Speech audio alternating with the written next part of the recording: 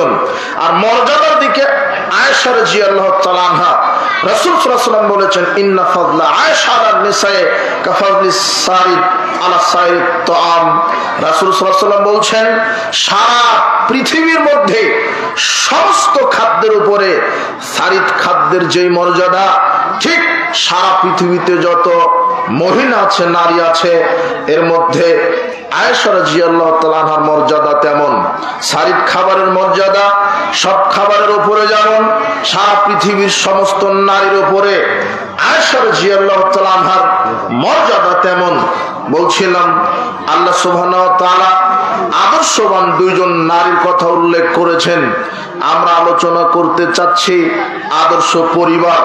এখন আপনাদের সাথে এটা কথা যে নারী পুরুষ যদি আদর্শ না হয় তাহলে পরিবারও আদর্শ হতে পারে না। পরিবারের প্রধান